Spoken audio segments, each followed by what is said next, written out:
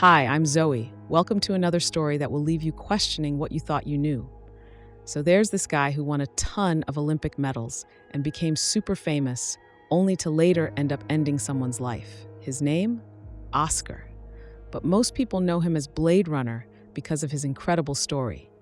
You see, Blade Runner is a Paralympic athlete who's unbelievably good at what he does. He's racked up a bronze medal, several golds, and even set a new Paralympic record. Everything seemed perfect. But Blade Runner wasn't satisfied. Competing in the Paralympics wasn't enough.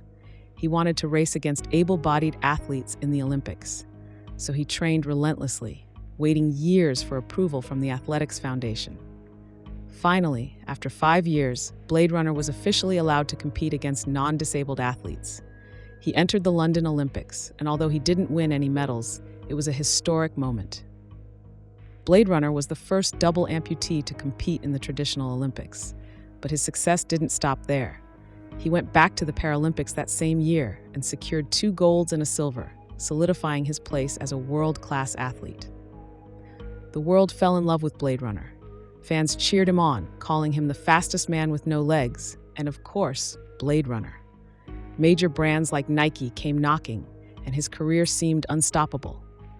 But then, he met a woman named Riva, a model and aspiring attorney. They hit it off, and soon they were dating, becoming a picture-perfect couple. But not everything was as it seemed. Blade Runner had a dark side, an uncontrollable temper. He could be charming one moment and then furious the next. He would get mad at Riva over the smallest things.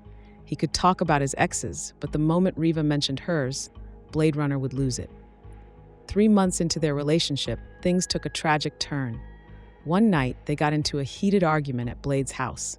The fight escalated quickly, so loud that the neighbors were woken up by the commotion.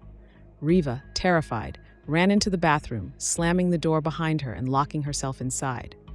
But Blade Runner wasn't about to let her get away. Furious, he grabbed his pew-pew and aimed it at the bathroom door. Blam, blam, blam, blam. He fired 4 times, the bullets tearing through the wood. Riva was struck in the hip, arm, and head. She crumpled to the floor, barely clinging to life.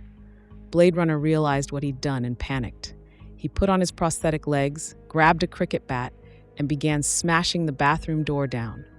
But it was too late. When he finally broke through, he found Riva lying on the floor, barely breathing. Tragically, she passed away before help could arrive. Police were quick to arrest Blade Runner, charging him with murder. His case went to trial just 2 weeks later. But instead of admitting to losing his temper and killing Riva, Blade's defense claimed that he thought there was a burglar in the bathroom. That's why he fired those shots, because he believed his life was in danger. For 7 long months, the trial dragged on, with evidence piling up. And shockingly, the judge accepted Blade Runner's story. He wasn't convicted of murder, but of culpable homicide, a much lesser charge akin to manslaughter. But the case didn't end there. It was appealed, and the Supreme Court eventually found Blade guilty of actual murder.